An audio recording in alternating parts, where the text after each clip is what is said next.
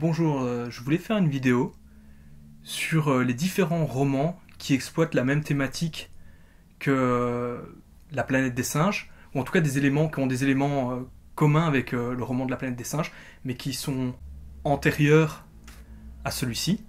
Donc le cheminement littéraire vers La planète des singes.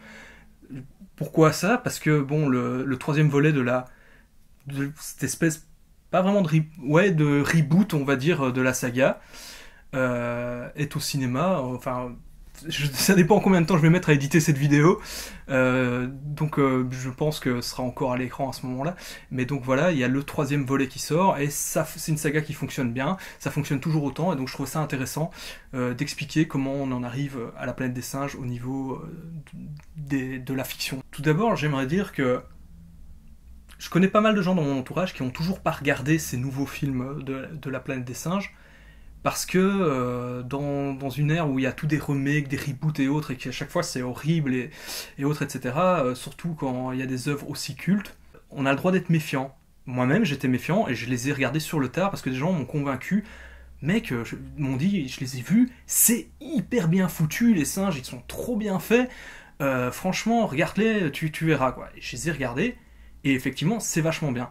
Mais je reviendrai sur cette nouvelle saga après. Je vais d'abord parler donc de ce que j'expliquais, le chemin littéraire vers La planète des singes.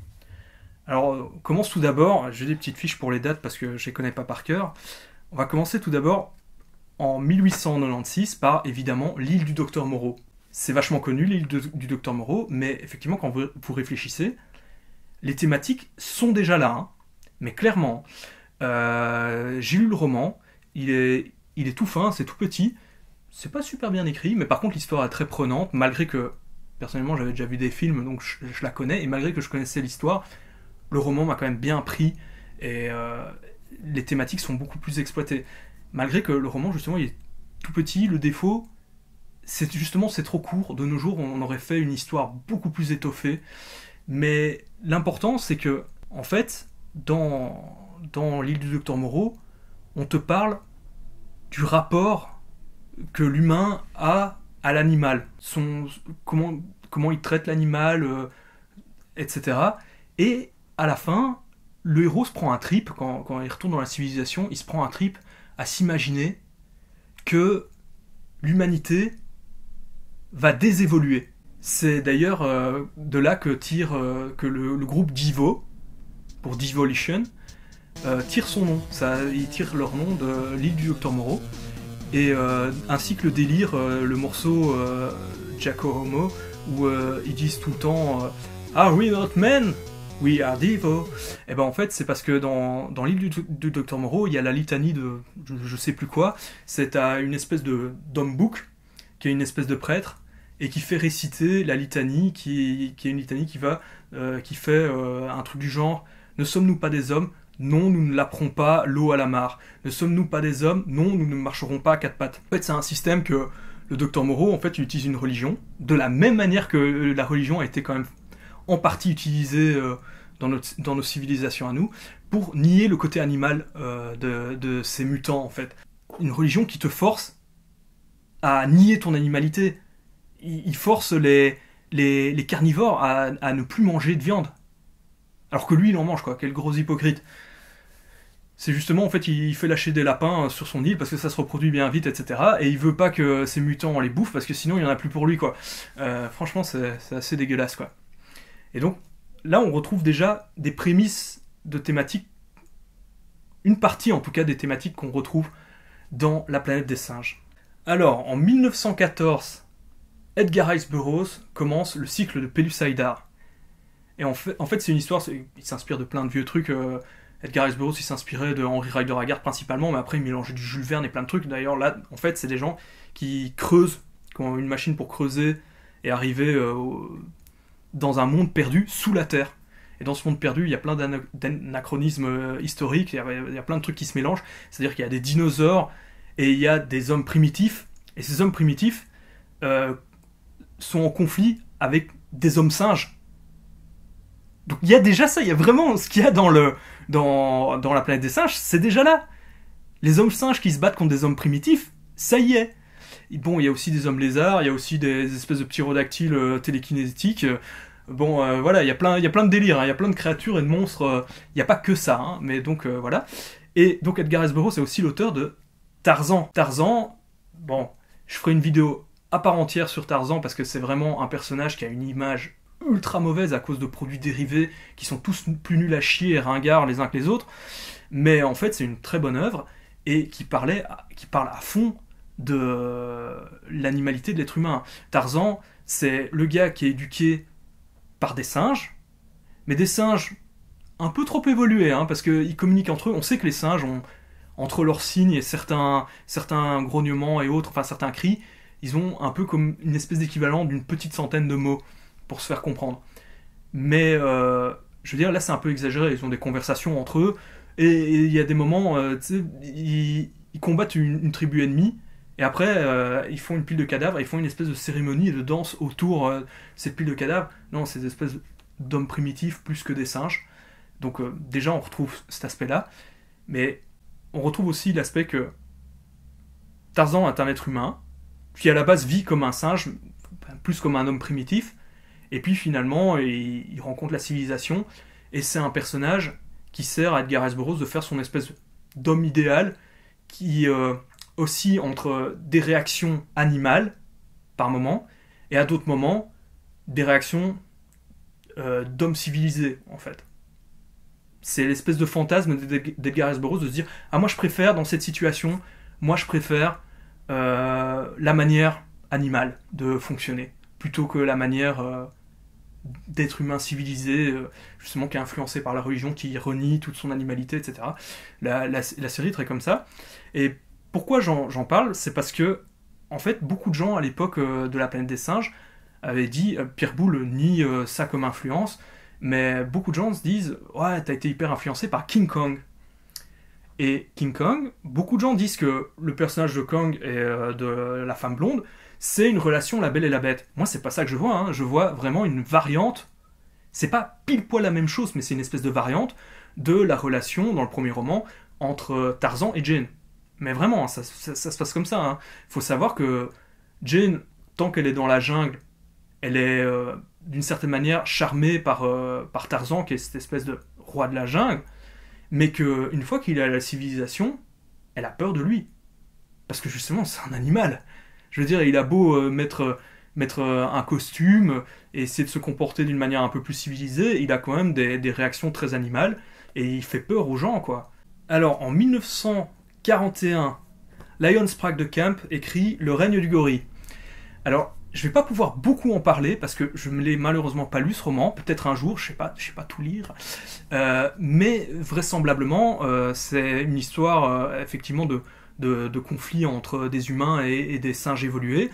Et c'est ce qui ressemble le plus vraisemblablement à La Planète des Singes, quoi. Là, on y est, quoi. Dans le cheminement, on y est presque.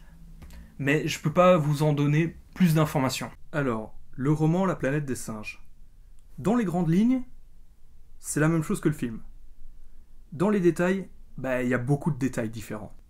Alors déjà, la différence, la fin n'est pas du tout la même, hein, mais j'y reviendrai plus tard. D'ailleurs, le premier chapitre prépare la fin. En fait, on découvre un couple de navigateurs de l'espace, qu'on ne te décrit pas, qui trouve une bouteille dans l'espace. Tu vois, comme une bouteille à la mer, mais c'est une bouteille dans l'espace qui dérive, et il y a un manuscrit dedans. Ils se mettent à lire le manuscrit. Alors, quand ils le lisent, dans le premier chapitre où ils se mettent à le lire, il y a des réflexions, ils font des réflexions et elles sont écrites en italique. Donc ils sont en train de lire et soudainement ils réagissent en faisant « La race humaine !» souligna Phyllis étonné. « C'est ce qui est écrit !» confirma Jean. « Ne m'interromps pas dès le début. » Et il reprit sa lecture. Et un peu plus tard, et ça revient tout le temps, un peu plus tard, ils font « Les hommes, toujours les hommes !» remarqua encore Phyllis. « Les hommes !» confirma Jean. « C'est écrit. » C'est là que, quand tu as déjà vu le film, tu comprends qu'en fait, ce couple, c'est des singes, c'est un couple de singes. Donc voilà. Pour les autres différences, je comprends pas pourquoi Tim Burton, quand il a fait son remake, c'est vraiment un remake du film, c'est pas une réadaptation du roman. Je veux dire, il y a plein de fois, tu prends, je sais pas, Dracula, des trucs comme ça, on réadaptait le roman. que ce soit adaptation libre ou fidèle. Ici, chaque fois qu'on a fait des comics ou le remake de Tim Burton, c'est basé sur le film La Planète des Singes, qui est donc une adaptation de ce roman. Et pourtant, il y a des choses intéressantes dans le roman qui sont beaucoup plus impactantes, beaucoup plus choquantes pour le lecteur et donc pour le spectateur si c'était porté à l'écran. C'est-à-dire que, en fait, les singes, ils n'ont pas cette espèce de société féodale, c'est peut-être pas le mot hein, que je devrais utiliser, mais dans le film, je veux dire, allez, ils sont pas habillés, ils sont habillés avec un style totalement vieillot, ils habitent dans des espèces de villages troglodytes, là, en pierre, ça ressemble pas à notre société. Là, c'est un truc, ils ont des villes avec des buildings, des voitures et tout ça, donc tu te mets dans la peau du héros, donc qui est l'être humain, qui est donc comme toi, et tu débarques dans cette ville où tu croises le facteur, c'est un gorille. Tu croises des gens en train de faire du jogging et c'est des chimpanzés. Et les expérimentations à labo que le héros va subir, c'est des labos comme les nôtres. Ça a quand même plus d'impact, c'est peut-être moins exotique, ça oui, mais ça a quand même plus d'impact. D'ailleurs, sa première rencontre, les premiers êtres qu'il rencontre sur cette planète, c'est les humains primitifs. Puis vient le moment de la chasse, comme dans le film, sauf que cette chasse, je veux dire, sa première rencontre, t'as un chasseur qui débarque, et c'est un gorille qui pointe vers lui une carabine. Le mec voit soudainement un gorille habillé en aristocrate qui va faire de la chasse à courre, et c'est lui le gibier. Allez, avouez que c'est quand même une image un peu plus choc. Pourquoi est-ce qu'ils ont décidé donc de ne pas adapter ça de cette manière-là? Peut-être, comme je l'ai dit, pour plus d'exotisme. Peut-être qu'ils se disaient que le spectateur lambda trouverait ça trop ridicule. Et aussi que les petits malins devineraient le twist de fin. Il a fait un petit effort sur quand même essayer d'imaginer des différences qu'il y aurait par rapport à la morphologie des singes. C'est-à-dire qu'ils n'ont pas de passage pour piétons. À la place, ils ont un treillis métallique qui passe au-dessus de la route et que les singes passent en utilisant leurs 4 membres et passent super facilement comme ça, donc au-dessus de la route grâce à ce treillis métallique. Bon, je vais pas vous raconter tous les détails qui sont différents dans le roman parce que il est très court, je vous encourage à le lire si ça vous intéresse, donc je vais pas tout vous révéler. Et juste en fin de vidéo, je vais faire une petite partie spoil sur la fin du roman et la fin que moi j'imaginerais. Alors c'est fini pour ce qui est du cheminement, et donc je vais en revenir à la saga. Donc ce reboot, d'une certaine manière, il est bien, parce qu'il refait pas la même chose. Ça limite, quand on le regarde, ça a limite rien à voir. Alors qu'en fait, après, quand on y réfléchit, c'est quand même un peu le premier donc de ce reboot, c'est un peu le 4e de la planète des singes, hein. C'est un peu la même chose, c'est la révolte des singes, c'est le début de la révolte des singes, et le 2e de ce reboot, là ça fait encore plus écho, je trouve, au niveau du scénario, au 5e de la saga originale. Le 5e, je vais un peu parler de la saga originale, premier film, absolument génial, fin ultra marquante. Le 2, c'est à chier, mais la fin est très bien. La fin, il y a des bonnes idées sur la fin, et en plus, c'est un peu obligé de le voir, ce qui se passe à la fin, pour comprendre le 3e. Donc à la limite, je vous invite à regarder juste la fin, ou à se renseigner de ce que raconte la fin, pour pouvoir regarder le 3 et 4 qui sont vachement bien, qui sont des chouettes histoires de paradoxes temporels, des chouettes histoires de science-fiction, et qui exploitent bien la thématique de la planète des singes. Bon, je vais pas m'attarder plus sur ces films-là, le 5e est à chier, mais donc le 1, phénoménal, le 3 et le 4, excellent. Pour moi, les meilleures suites, c'est le 4 qui est la meilleure suite, le 5 à chier, et pourtant, les gens sont attachés à cette saga, le trouvent génial, alors que sur les 5 films, il y en a que 3 qui sont bien, hein, et 2 qui sont des catastrophes. Mais c'est suffisant, ceux qui sont bien sont suffisants pour faire oublier ceux qui sont mauvais. Mais si vous voulez en savoir plus sur ces films-là, moi je vais pas en parler plus, mais allez voir les vidéos de Durandal sur le sujet, il a fait un gros boulot, il a fait un bon taf, et voilà, et Et je valide ce qu'il dit sur ces cinq films. Et donc, malgré que le 5 était à chier et que moi je me disais qu'en fait, c'est parce que ça m'intéressait pas cet affrontement, vraiment l'affrontement pur entre ce qui reste de l'humanité et les singes, ça m'intéressait pas. Et ben, j'ai vu le deuxième film du reboot et je me suis dit, putain, ils reprennent des éléments qui sont exactement les mêmes, et c'est bien. Et c'est bien fait, et c'est bien foutu. Et donc, mais ça fonctionnera toujours. En fait, pourquoi ça fonctionne ? Ça fonctionnera toujours il n'y a pas besoin d'être un intello pour que ça t'intéresse des histoires qui questionnent notre animalité et notre humanité. Et qui mettent en conflit notre humanité et notre animalité. Et qui critiquent aussi certains penchants des êtres humains évolués qu'on est. Mais qui en même temps vont critiquer aussi certains éléments, certaines réactions trop primitives, trop bestiales. Et c'est là où c'est très bien foutu dans ce reboot, dans cette nouvelle saga, c'est que les singes sont attachants, tu as des fois pitié d'eux, t'as pas envie qu'on leur fasse du mal, mais en même temps t'as pas envie qu'ils détruisent l'humanité, tu fais partie de l'humanité, donc il y a plein de moments où tu te ranges, les moments où les singes se révoltent, t'es là quand même genre, mais non putain, merde, foutez pas le bordel quoi, non, là t'es du côté des humains, non, je veux pas que l'humanité périsse, l'humanité, que des êtres humains en prennent plein la gueule et tout, mais de l'autre côté, t'as pas envie qu'ils fassent du mal aux singes, à ces singes qui sont si humains, et c'est super bien fait, c'est super intelligent comme démarche. Et pour une fois, justement, c'est dû à la performance d'acteurs. Pour une fois, Andy Serkis, moi, j'aimais pas trop tout le délire qu'il y a autour d'Andy Serkis, l'espèce de star de la motion capture. Pourquoi ? Parce que d'une certaine manière, il a pas de concurrence. Alors qu'en vrai, il doit avoir des concurrents, mais qui sont pas médiatisés, dont on parle pas. Et c'est lui qu'on mettait dans tous les gros films, Peter Jackson, machin et tout. On en a fait une star de la motion capture. Mais justement, j'en ai rien à foutre de le voir faire juste des animaux genre Gollum et tout, juste faire comme ça. Tu vois, c'est pas, pour moi, c'est pas des performances d'acteurs, ça. Hein. Alors qu'en fait, il a une longue carrière, il a joué dans plein de films. J'ai été voir sa filmographie et je me suis dit, ah, c'était lui, ce passage-là. C'était toujours des petits seconds rôles dans des films. Et je me dis, ah putain, j'avais pas reconnu. C'est lui dans tel film ou dans tel film. Mais c'est des rôles tellement courts que t'as pas le temps de voir s'il est bon acteur ou pas.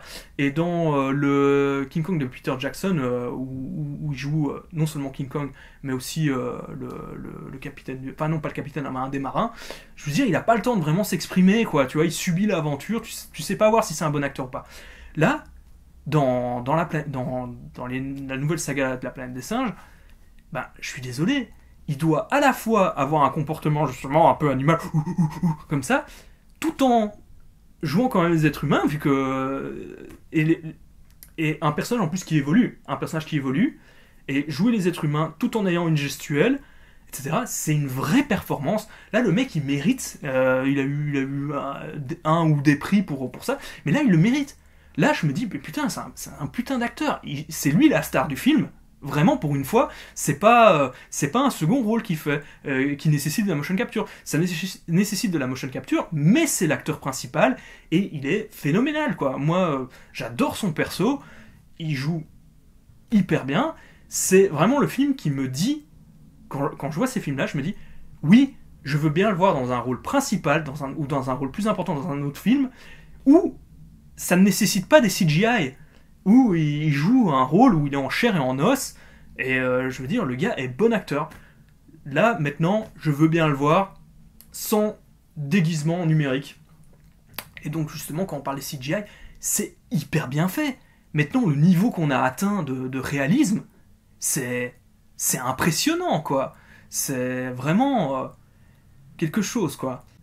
Alors, une dernière chose que je voulais dire à propos de la planète des singes, c'est que, effectivement, d'une certaine manière, c'est une saga qui est jamais partie. Parce que, après la saga de films, ils avaient fait un feuilleton que moi j'aimais bien quand je l'avais découvert étant gosse, sauf que c'était fort répétitif, c'était une espèce de deux astronautes échoués sur la planète des singes, et ça faisait un peu buddy movie road trip, comme ça, c'est les gars qui voyageaient un peu de village en village, et il se passait des trucs.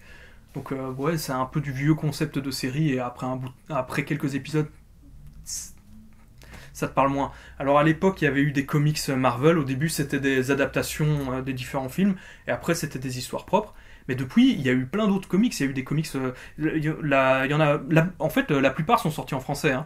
Il y a eu des comics chez Dark Horse. Il y a eu chez Image, je crois. Il y a eu chez plein d'autres éditeurs. Il y a eu des comics de la planète des singes. Et donc, c'est une saga qui était jamais partie. Parce qu'effectivement, je pense que c'est un concept qui parle aux gens, qui plaît au public. Un truc qui plaît toujours aussi, c'est le côté un peu Gorilla Rampage qu'il y a dans le premier film de la nouvelle saga. C'est vraiment cette espèce de tous des singes qui débarquent et qui commencent à tout péter et à tout casser. Tu vois, ça plaît pas mal. Hein. Il y a des gens qui sont super fans de ça. Je me demande comment ça se fait qu'il n'y a pas plus de films qui exploitent le filon. À mon avis, il y en a, mais je les connais pas. Tu vois, un peu comme les films de requins. Les films de kaiju au Japon ou des trucs comme ça. Je me dis que le Gorilla Rampage, ça devrait être un genre à part entière, quoi, parce que ça plaît vraiment aux gens. Bon, sur ce, salut, il y aura encore beaucoup de choses à dire, mais on va s'arrêter là. Bye bye. Donc voilà, là on est dans la partie spoil. En fait, faut savoir que dans le roman, la planète des singes, c'est vraiment une autre planète. Quand ils arrivent vers cette planète, dès le départ, t'as pas de doute là-dessus, parce que quand ils arrivent vers cette planète, ils sont pas endormis. Et ils voient bien, et ils ont des appareils de détection, etc. Et ils voient bien que c'est pas le même système solaire. Et quand ils sont sur cette planète, la Lune est plus grosse, et des choses comme ça. Enfin, quand on voit la Lune dans le ciel, elle est plus grosse. Et c'est pas la même planète. Mais effectivement, il y a ce coup d'aller dans des ruines archéologiques et de se rendre compte que avant les singes, l'espèce dominante, c'était les hommes. Et qu'il y a un phénomène qui a fait que les hommes ont régressé. Et il explique, je ne sais pas si c'est vrai d'un point de vue biologique, faudrait que je me renseigne là-dessus, mais il dit qu'en fait, les biologistes disent que les singes, enfin certains singes, les chimpanzés, les orang-outans, tout ça, ont biologiquement tout ce qu'il faut pour pouvoir parler. Mais pourtant ne parlent pas. Enfin, ou ne parlent pas vraiment. Ils ont quand même ils baragouinent quelques trucs, hein, mais ne parlent pas vraiment parce qu'ils n'en ont pas la volonté. Et donc, le héros suppose qu'une mutation leur a donné cette volonté de parler. Alors, ça s'arrête là, hein, et il n'émet pas d'hypothèse plus grande. Alors, même si c'est aussi un peu irréaliste et tout ça, c'est quand même mieux dans le film d'avoir imaginé que c'était dû au nucléaire. Surtout que, tu vois, en période de la phobie de la guerre nucléaire, de la guerre froide, etc., et tout ça, c'est vraiment pas mal, et ça se retrouve pas dans le bouquin. Alors que c'est bien, et même maintenant, de nos jours, on ferait ça. Je veux dire, avec le gros Kim, voilà, c'est toujours là, hein, même si les gens sont moins anxieux, parce qu'en fait, ça a été tellement utilisé dans la fiction, que dans la tête des gens, c'est de la fiction, quoi, ça n'arrivera jamais, c'est pas possible. Alors que... Et donc j'en reviens, donc c'est une autre planète. Ce qui s'est passé, c'est qu'il a voyagé dans l'espace, et une année vers cette autre planète, ça équivaut à je ne sais combien d'autres années, et en fait l'aller-retour, ça va leur mettre 2 ans, mais en fait 700-800 ans, 800 ans je crois, sera passé sur Terre. Ce qui se passe, c'est que donc à la fin, il a un enfant avec une des femmes primitives, et il s'échappe de la planète des singes, et il retourne vers la Terre. Quand il arrive sur Terre, il débarque à Orly. En arrivant, il voyait la Tour Eiffel, tout ça. Et il se dit, putain, il n'y a personne pour m'accueillir, c'est bizarre, il n'y a pas grand monde. Et il voit une Jeep militaire arriver. Il y a un chauffeur qui descend, il le voit pas, il le distingue pas vraiment. Et puis il y a un gradé qui sort, qui a plein de médailles sur son uniforme. Et soudainement, bam, il a une tête de singe, une tête de gorille. Donc, ça veut dire que durant son absence de la Terre, durant ces 800 ans, il s'est passé le même phénomène que sur cette autre planète duquel il vient. C'est-à-dire que, effectivement, les singes ont évolué, et peut-être, ça on n'en sait rien parce qu'on n'a pas encore vu d'humains, on ne sait pas si les humains ont régressé. Mais en fait, si, parce qu'il y a le deuxième twist, donc ça c'est le premier twist. Et le deuxième twist, c'est on retrouve notre couple de navigateurs, et on se rend compte que c'est des singes, et eux, ils se disent, cette bouteille dans l'espace à la dérive avec un manuscrit, il y a quelqu'un qui est allé bien loin pour faire une farce, quoi, parce que cette histoire, c'est complètement n'importe quoi. Donc on sait que, effectivement, il doit y avoir tous les êtres humains dans la galaxie connue doivent être primitifs, et que il y a cette espèce de révisionnisme de l'histoire fait par les singes qui fait que on nie totalement le fait qu'avant les humains étaient évolués. Mais moi j'aurais fait une autre fin. Parce que je veux bien que le concept de l'histoire, c'est d'être sur une planète où les humains sont les dominants, et de l'autre côté, t'as les singes qui sont leurs cousins arriérés, et finalement le truc change, quoi. C'est le cousin arriéré devient le dominant, et les humains deviennent les débiles de la famille, quoi. C'est la thématique du roman. Mais il y a déjà un premier twist où il arrive sur Terre et effectivement, oh merde, la Terre, les singes aussi ont évolué. Voilà, premier twist qui est fait. Deuxième twist, vu que le propos a déjà été développé, moi j'aurais fait que ce couple de navigateurs, ben en fait, c'est des dinosaures. C'est des reptiliens, tu vois, c'est un couple de... Parce que avant les humains, je veux dire, qui dominait la planète? C'était les reptiles. Après, on sait qu'ils ont été éliminés par l'ère glaciaire, par une explosion d'un volcan énorme et par une météorite. Plein de trucs à la fois. Mais en attendant, il pourrait y avoir d'autres planètes où ça ne s'est pas passé et où des reptiles pourraient être dominants. Et moi, je trouverais ça gag. Et en plus, ça, tu peux... Parce que beaucoup de gens ont dit on ne peut pas faire ça en film, parce que on verrait dès le début que le couple est un couple de singes. Sauf que, moi je te mets des gens en combinaison, ils rentrent dans le vaisseau, ils retirent leur scaphandre, mais on te fait des plans où on ne voit pas leur visage, et ils ont toujours leur combinaison quand ils attrapent le manuscrit et qu'ils commencent à lire le manuscrit. Donc ils ont leurs gants, etc., on voit pas leurs mains. Alors après, justement, on me dirait, ouais, même si le film La Planète des Singes n'existerait pas, ou que tu mets ça à des spectateurs qui connaissent pas du tout le concept du film, il y a des petits malins qui devineraient, qui diraient, ouais, attends, tu vas voir, à la fin, on va se rendre compte que c'est un couple de singes. Mais tu vois, ils se diraient peut-être même cette réflexion en plein milieu du film. Mais c'est là justement le twist. Tu as le premier twist où il arrive à l'aéroport et il se fait accueillir par des singes. Et le deuxième twist, c'est que les gens se disent, ah, ça va être un couple de singes. Et en fait, soudainement, le couple retire leur combinaison, et c'est des reptiliens, c'est des dinosaures évolués. Faut savoir que la fin du film a été écrite par une personne différente. Ils ont fait appel au créateur de la série Twilight Zone juste pour écrire la fin. Bon allez, ciao, au revoir. S'il vous plaît, abonne-toi, like et partage. Moi besoin, beaucoup like.